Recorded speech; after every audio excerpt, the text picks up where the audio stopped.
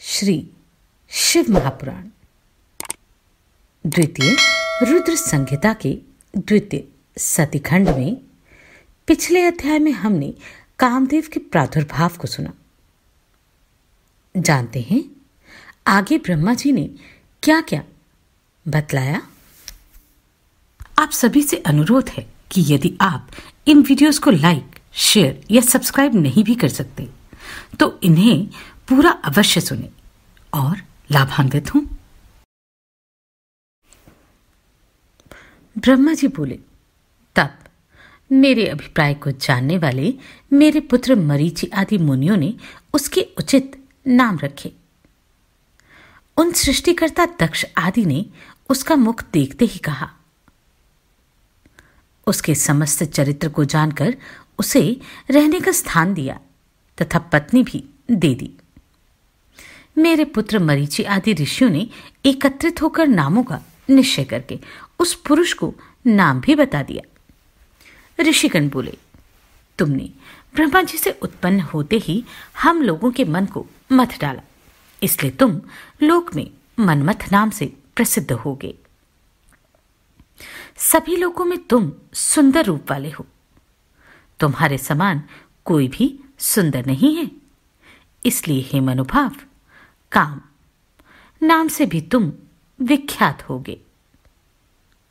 तुम सभी को मदोन्मत्त करने के कारण मदन कहे जाओगे। अहंकार युक्त होकर दर्प से उत्पन्न हुए हो, इसलिए तुम कंदर्प नाम से भी संसार में प्रसिद्ध होगे। तुम्हारे समान किसी भी देवता का पराक्रम नहीं होगा, अतः तुम्हारे लिए सभी स्थान होंगे और तुम सर्वव्यापी होगे। ये जो आदि प्रजापति पुरुषोत्तम दक्ष हैं, वे स्वयं ही तुमको योग्य पत्नी के रूप में सुंदर स्त्री प्रदान करेंगे। ब्रह्मा के मन से उत्पन्न हुई वह सुंदर रूप वाली कन्या संध्या नाम से सभी लोगों में विख्यात होगी। अच्छी प्रकार से ध्यान करते हुए ब्रह्मा जी के हृदय से उत्पन्न होने के कारण तेज आभा वाली तथा मल्लिका पुष्प के सदृश वह कन्या संध्या इस नाम से विख्यात होगी। ब्रह्मा जी बोले, इस प्रकार कामदेव अपने 5 पुष्प आयुधों को लेकर वहीं पर गुप्त रूप से स्थित होकर विचार करने लगा। हर्षण, रोचन, मोहन, शोषण तथा मारण नामक ये मेरे 5 अस्त्र मुनियों को भी मोहित करने वाले कहे गए हैं। ब्रह्मा जी ने मुझे जिस सनातन कर्म को करने के लिए आदेश दिया है, उसे मैं यहां मुनियों और ब्रह्मा जी के सन्निकट ही करूंगा। यहां बहुत से मुनिगण तथा स्वयं प्रजापति ब्रह्मा जी भी उपस्थित हैं। ये लोग साक्षी रूप से विद्यमान हैं, इसलिए मेरे कर्म की सत्यता का आरंभ भी हो जाएगा। यह ब्रह्मा जी के द्वारा संध्या नाम से कही गई यह कन्या भी मेरे वचन का समर्थन करेगी।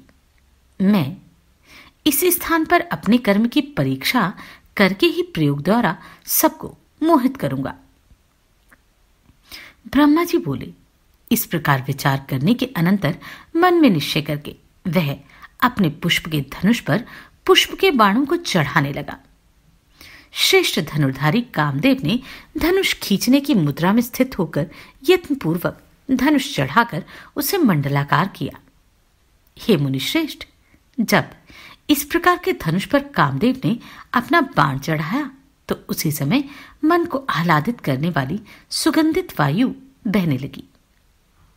उस समय कामदेव ने तीक्ष्ण पुष्पाणों से मुझ ब्रह्मा को तथा सभी मानस पुत्रों को मोहित कर लिया।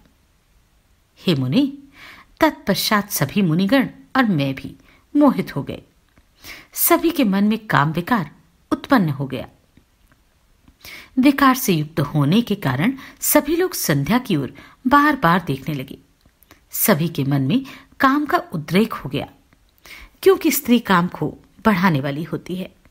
उस कामदेव ने सभी को बार बार मोहित करके जिस किसी भी तरह से वे काम विकार को प्राप्त हो वैसा उन सबको कर दिया। उस स्त्री को देखकर जब मैं ब्रह्मा उन्मत्त इंद्रियों वाला हो गया, उस समय मेरे शरीर से 49 भाव उत्पन्न हो गए। काम बाण के प्रहार से उन सभी के द्वारा देखी जाती हुई वह संध्या भी अपने कटाक्षों के आवरण से अनेक प्रकार के भाव प्रकट करने लगी। स्वभाव से सुंदरी वह संध्या मन से उत्पन्न उन भावों को प्रकट करती हुई छोटी छोटी लहरों से युक्त गंगा की तरह शोभित होने लगी। हे मुने, इस प्रकार के भावों से युक्त संध्या को देखकर काम से परिपूर्ण शरीर वाला मैं ब्रह्मा उसकी अभिलाषा करने लगा। हे द्विजश्रेष्ठ, तब मरीचि, अत्रि आदि सभी मुनि तथा दक्ष प्रजापति आदि विकृत इंद्रियों वाले हो गए। दक्ष, मरीचि आदि ऋषियों तथा मुझे और संध्या को भी काम विकार से युक्त देखकर कामदेव को अपने कार्य पर विश्वास हो गया। अब कामदेव के मन में यह विश्वास हो गया कि ब्रह्मा ने मुझे जिस कार्य के लिए आदेश दिया है वह कार्य करने में मैं पूर्ण रूप से सक्षम हूं। धर्म ने अपने पिता तथा भाइयों की ऐसी दशा देखकर धर्म की रक्षा करने वाले भगवान सदाशिव का स्मरण किया। धर्म ने धर्मपालक शिव जी का मन से स्मरण कर दीन भाव से युक्त होकर अनेक प्रकार के वाक्यों से उनकी इस प्रकार स्तुति की। हे देवादिदेव, हे महादेव, हे धर्मपाल, आपको नमस्कार है। हे शंभो, सृष्टि पालन तथा विनाश करने वाले आप ही हैं। हे प्रभु, आपने निर्गुण होकर भी रज, सत्व तथा तमोगुण से सृष्टि कार्य के लिए ब्रह्मा, पालन के लिए विष्णु तथा प्रलय के लिए रुद्र स्वरूप धारण किया। हे प्रभु, आप शिव तीनों गुणों से रहित, प्रकृति से परे, तुर्यावस्था में स्थित, निर्गुण, निर्विकार तथा अनेक प्रकार की लीलाओं में प्रवीण हैं। हे महादेव, इस भयंकर पाप से मेरी रक्षा कीजिए, रक्षा कीजिए। इस समय मेरे पिता तथा मेरे भाई पाप बुद्धि वाले हो गए हैं। ब्रह्मा जी बोले, धर्म के द्वारा परमात्मा प्रभु की जब इस प्रकार स्तुति की गई तब वे आत्मभू शिव धर्म की रक्षा करने के लिए वहीं प्रकट हो गए। वे शंभु आकाश में स्थित होकर मुझ ब्रह्मा तथा दक्ष आदि को इस प्रकार से मोहित देखकर मन ही मन हंसने लगे। हे मुनिश्रेष्ठ, उन सबको साधुवाद देकर और बार बार हंसकर मुझे लज्जित करते हुए वे वृषभध्वज यह कहने लगे, हे ब्राह्मण, अपनी कन्या को देखकर आपको काम भाव कैसे उत्पन्न हो गया? वेदों का अनुसरण करने वालों के लिए यह उचित नहीं है। बुद्धिमान को चाहिए कि माता, भगिनी, भ्रातृपत्नी तथा कन्या को समान भाव से देखें, इन्हें कदापि कुदृष्टि से ना देखें। वेद मार्ग का यह सिद्धांत तो आपके मुख में स्थित है। हे विधे, आपने काम के उत्पन्न होते ही उसे कैसे विस्मृत कर दिया? हे चतुरानन, आपके मन में धैर्य जागरूक रहना चाहिए। आश्चर्य है कि आपने इस काम के वशीभूत हो कन्या से रमण करने के लिए इस प्रकार अपने धैर्य को नष्ट कर दिया। एकांत योगी तथा सर्वदा सूर्य का दर्शन करने वाले दक्ष, मरीचि आदि भी स्त्री में आसक्त चित्त वाले हो गए। देश काल का ज्ञान न रखने वाले, मदात्मा तथा अल्प बुद्धि वाले कामदेव ने भी अपनी प्रबलता से कामबाणों द्वारा आप लोगों को विकारयुक्त कैसे बना दिया? उस पुरुष को तथा उसके वेद, शास्त्र आदि के ज्ञान को धिक्कार है, जिसके मन को स्त्री हर लेती है और धैर्य से विचलित करके मन को लोलुपता में डुबो देती है। ब्रह्मा जी बोले, इस प्रकार सदाशिव के वचन को सुनकर मैं दुगनी लज्जा में पड़ गया। उस समय मेरा शरीर पसीने से पानी पानी हो उठा। हे मुनि, तत्पश्चात कामरूपिणी संध्या को ग्रहण करने की इच्छा करते हुए भी मैंने शिवजी के भय से इंद्रियों को वश में करके काम विकार को दूर कर दिया। हे द्विजश्रेष्ठ, उस समय मेरे शरीर से लज्जा के कारण जो पसीना गिरा, उसी से अग्निश्वात तथा बहिर्षद नामक पितृगणों की उत्पत्ति हुई। अंजन के समान कृष्ण वर्ण वाले और विकसित कमल के समान नेत्र वाले वे पितृ महायोगी, पुण्यशील तथा संसार से विमुख रहने वाले हैं। हे मुनि, 64,000 अग्निश्वात पितृ और 86,000 बहिष्यत पितृ कहे गए हैं। उसी समय दक्ष के शरीर से भी स्वेद निकलकर पृथ्वी पर गिरा। उससे समस्त गुण संपन्न परम मनोहर एक स्त्री की उत्पत्ति हुई। उसका शरीर सूक्ष्म था, कटि प्रदेश सम था, शरीर की रोमावली अत्यंत सूक्ष्म थी। उसके अंग कोमल तथा दांत परम सुंदर थे और वह तपे हुए सोने के समान कांति से दीप्यमान हो रही थी। वह अपने शरीर के समस्त अवयवों से बड़ी मनोहर प्रतीत हो रही थी तथा उसका मुख कमल पूर्ण चंद्रमा के समान था। उसका नाम रति था, जो मुनियों के भी मन को मोहित करने वाली थी। क्रतु, वशिष्ठ, पुलस्त्य तथा अंगिरा को छोड़कर मरीचि आदि 6 ऋषियों ने अपनी इंद्रियों का निग्रह कर लिया। हे मुनि श्रेष्ठ, इन क्रतु आदि 4 ऋषियों का वीर पृथ्वी पर गिरा। उन्हीं से दूसरे पितृगणों की उत्पत्ति हुई। इन पितरों में सोमपा, आज्यपा, सुकालिन तथा हविष्यमान मुख्य हैं। ये सभी पुत्र कव्य को धारण करने वाले कहे गए हैं। क्रतु के पुत्र सोमपा नामक पितृ वशिष्ठ के पुत्र, सुकालिन नामक पितृ पुलस्त्य के पुत्र आज्यपा तथा अंगिरा के पुत्र हविष्यमान नामक पितृ के रूप में उत्पन्न हुए।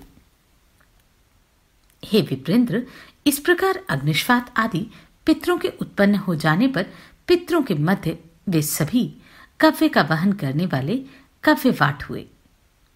इस प्रकार संध्या पितरों को उत्पन्न करने वाली बनकर उनकी उद्देश्य सिद्धि में लगी रहती थी। यह शिव के द्वारा देख लिए जाने के कारण दोषों से रहित तथा धर्म कर्म में परायण रहती थी। इसी बीच सदाशिव समस्त महर्षियों पर अनुग्रह करके तथा विधि पूर्वक धर्म की रक्षा कर शीघ्र ही अंतर्धान हो गए। उसके बाद शंभु सदाशिव के वाक्यों से मैं पितामह लज्जित हुआ। मैंने अपनी भ्रिकुटियां चढ़ा ली और कामदेव पर बड़ा क्रुद्ध हुआ। हे मुने, मेरे मुख को देखकर और मेरा अभिप्राय समझकर रुद्र से भयभीत उस कामदेव ने अपने बाणों को लौटा लिया। हे मुने, तब मैं पद्म योनि ब्रह्मा कोपयुक्त होकर इस प्रकार जलने लगा, जिस प्रकार भस्म करने वाली इच्छा वाली अति बलवान अग्नि प्रज्वलित हो उठती है। मैंने क्रोध में भरकर उसे यह शाप दे दिया। अहंकार से मोहित हुआ यह कंदर्प शिवजी के प्रति दुष्कर कर्म करके उनकी नेत्राग्नि से भस्म हो जाएगा। हे द्विजश्रेष्ठ, इस प्रकार मुझ ब्रह्मा ने पितृसमूहों के तथा जीतेंद्रिय मुनियों के सामने उस काम को यह अमित शाप दिया। मेरे शाप को सुनकर भयभीत हुआ कामदेव उसी क्षण अपने बाणों को त्याग कर सबके सामने प्रकट हुआ। हे मुने, उसका सारा गर्व नष्ट हो गया। तब वह दक्ष आदि मेरे पुत्रों, अग्निश्वात आदि पितरों, संध्या एवं मुझ ब्रह्मा के सामने ही सबको सुनाते हुए कहने लगा, हे ब्रह्मन, आप तो न्याय मार्ग का अनुसरण करने वाले हैं। हे लोकेश, तब मुझ निरपराध को आपने इस प्रकार दारुण शाप क्यों दे दिया? हे ब्रह्मन, आपने मेरे लिए जो कहा था मैंने तो वही कार्य किया। आपको मुझे शाप देना ठीक नहीं है, क्योंकि मैंने आपकी आज्ञा के विरुद्ध कोई अन्य कार्य नहीं किया। हे ब्रह्मन, मैं, ब्रह्मा, विष्णु तथा शिव ये सब भी तुम्हारे बाणों के वशीभूत होकर रहेंगे।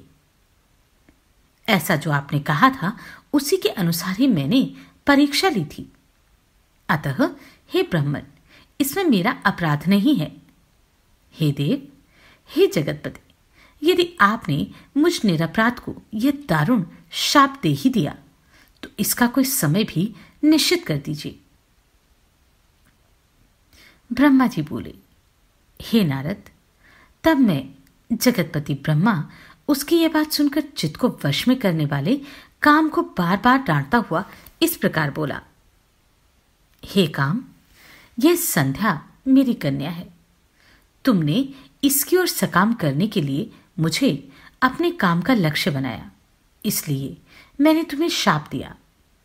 हे मनुभव, अब मेरा क्रोध शांत हो गया है, अतः मैं तुमसे कह रहा हूं, उसे सुनो। तुम संदेह रहित होकर सुखी हो जाओ और भय छोड़ो। हे मदन, तुम महादेव जी की नेत्राग्नि से भस्म होकर बाद में शीघ्र ही इसी के समान शरीर प्राप्त करोगे। जब शंकर जी विवाह करेंगे तब वे अनायास ही तुम्हें शरीर प्रदान करेंगे। काम से इस प्रकार कहकर मैं लोक पितामह उन मानसपुत्र मुनिवरों के देखते देखते ही अंतर्धान हो गया।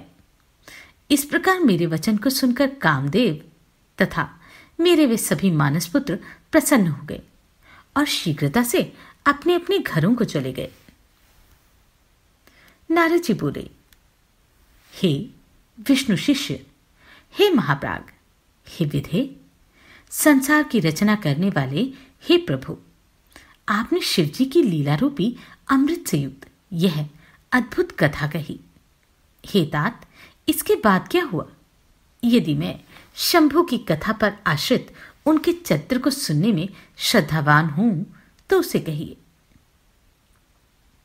ब्रह्मा जी बोले, इस प्रकार शिवजी के अपने स्थान को चले जाने तथा मुझ ब्रह्मा के अंतर्धान हो जाने पर दक्ष प्रजापति मेरी बात का स्मरण करते हुए कामदेव से कहने लगे, हे काम, सुंदर रूप एवं गुणों से युक्त ये कन्या मेरे शरीर से उत्पन्न हुई है, अतः तुम अपनी पत्नी बनाने के लिए इसे ग्रहण करो। ये गुणों में तुम्हारे ही समान है। हे महातेजस्विनी, यह कन्या सदा तुम्हारे साथ रहेगी और धर्म के अनुरूप तुम्हारी इच्छा के अनुसार तुम्हारे वश में रहेगी। ब्रह्मा जी बोले, हे नारद, यह कहकर दक्ष ने अपने स्वेद से उत्पन्न हुई कन्या का नाम रति रखकर और उसे अपने आगे कर कामदेव को दे दिया। हे नारद, वह कामदेव मुनियों को भी मोहित करने वाली उस परम सुंदर दक्ष कन्या से विवाह करके बड़ा प्रसन्न हुआ। प्रेमासक्त कामदेव भी परम कल्याणकारिणी रति नामक अपनी स्त्री को देखकर उसके गुणों से आकृष्ट होकर उस पर अत्यंत मोहित हो गया। गौर वर्ण वाली, हरिणाक्षी तथा चंचल नेत्र प्रांत वाली वह रति भी काम के सदृश होने के कारण उसे परम आह्लाद प्रदान करने लगी। उसकी चपल बाहों को देखकर कामदेव संशय में पड़ जाता था कि विधाता ने सबको वश में करने वाले मेरे धनुष को उसके नेत्रों में सन्निविष्ट कर दिया है क्या? हे द्विजश्रेष्ठ, उस रति के कटाक्षों की शीघ्र गति तथा उसकी सुंदरता को देखकर कामदेव को अपने अस्त्रों की शीघ्र गति पर विश्वास नहीं रह गया। उसके स्वाभाविक रूप से सुगंधित तथा मंद श्वास वायु को सूंघकर कामदेव ने मलय पवन के प्रति अपनी श्रद्धा का त्याग कर दिया। सुंदर लक्षणों से युक्त तथा पूर्णिमा के चंद्रमा के समान उसके मुखमंडल को देखकर कामदेव उसके मुख और चंद्रमा का भेद करने में असमर्थ हो गया। सुवर्ण कमल की कली के समान उसका वक्षस्थल भ्रमर से वेष्टित कमल की भांति सुशोभित हो रहा था। उसका कठोर, स्थूल एवं उन्नत वक्षस्थल का मध्य भाग नाभि पर्यंत लटकने वाली लंबी पतली तथा चंद्रमा के समान स्वच्छ माला धारण किए हुए था। वह कामदेव भ्रमर की पंक्ति से घिरी अपनी पुष्प धनुष की प्रत्यंचा को भी भूल गया और उसे देखना छोड़कर बार बार उसी रति की ओर एकटक देखने लगा। चारों ओर त्वचा से परिवेष्टित उसकी नाभि का रंध्र अत्यंत गंभीर था। उसके मुख कमल पर दोनों नेत्र लाल कमल के समान प्रतीत हो रहे थे। उस कामदेव ने कृष्ण कटि प्रदेश वाले शरीर से सुशोभित स्वभावतः सुवर्ण की आभा वाली उस रमणी को सुवर्ण वेदी के समान देखा। कदली स्तंभ के सदृश विस्तृत, स्निग्ध, कोमल तथा मनोहर उसकी जंघाओं को कामदेव ने अपनी शक्ति के समान देखा। लाल लाल पादाग्र तथा प्रांत भाग वाले उसके दोनों पैर रंगे हुए थे। इससे कामदेव अनुरक्त होकर उसका मित्र बन गया। पलाश पुष्प के समान लाल नखों से युक्त, सूक्ष्म अग्रभाग वाले तथा गोलाकार अंगुलियों से युक्त उसके दोनों हाथ अत्यंत मनोहर प्रतीत हो रहे थे। उसकी दोनों भुजाएं कांतिमय मृणाल के समान लंबी, कोमल, स्निग्ध और कांतियुक्त लाल मूंगे के समान सुशोभित हो रही थी। उसका मनोहर केशपाश काले काले बादलों के समान शोभा पा रहा था। इससे वह कामप्रिया चमरी के बालों को धारण करने वाले चंवर की भांति सुशोभित हो रही थी। सौंदर्य युक्त ऐसी रति को हर्षित नेत्रों वाले कामदेव ने उसी प्रकार ग्रहण किया जिस प्रकार हिमालय से उत्पन्न गंगा को महादेव जी ने ग्रहण किया था। चक्र तथा पद्म के चिन्हों से युक्त, मृणाल खंड के समान मनोहर हाथों से युक्त वह रति गंगा नदी के समान प्रतीत हो रही थी। उस रति की दोनों भौहों की चेष्टाएं नदी की सूक्ष्म लहरों के समान प्रतीत हो रही थी। उसके कटाक्षपात ही नदी की वेगवती धारा थे और विशाल नेत्र कमल के समान प्रतीत हो रहे थे। उसकी सूक्ष्म रोमावली शैवाल थी और वह अपने मनरूपी वृक्षों से विलास कर रही थी। उसकी गंभीर नाभि हृद के समान शोभा पा रही थी।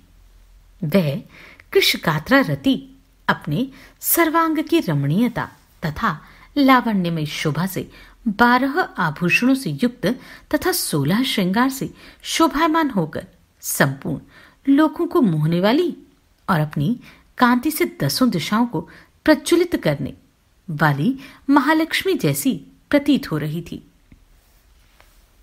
इस प्रकार परम सुंदरी रति को देखकर कामदेव ने उसे बड़ी प्रसन्नता से ग्रहण किया। जिस प्रकार के स्वयं राग से उपस्थित हुई महालक्ष्मी को भगवान नारायण ने ग्रहण किया था।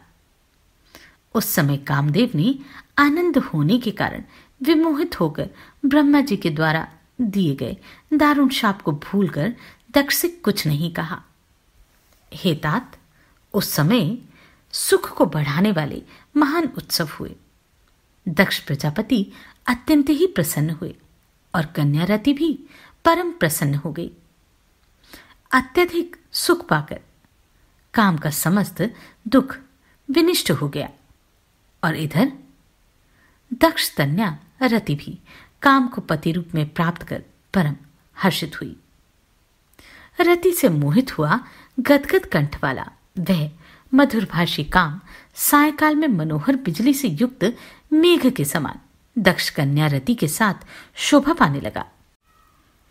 इस प्रकार रतिपति काम ने अत्यंत मोहित होकर उस रति को इस प्रकार अपने हृदय में ग्रहण किया जिस प्रकार योगी ब्रह्म विद्या को ग्रहण करता है, और वह रति भी श्रेष्ठ काम को प्राप्त कर इस प्रकार प्रसन्न हुई जिस प्रकार पूर्ण चंद्र के समान मुख वाली महालक्ष्मी विष्णु को पति रूप में प्राप्त कर प्रसन्न हुई। आप सभी को कोटि कोटि साधुवाद। आपने इन वीडियोस को इतना प्रेम दिया। नमस्कार, मैं आभा शर्मा जावास।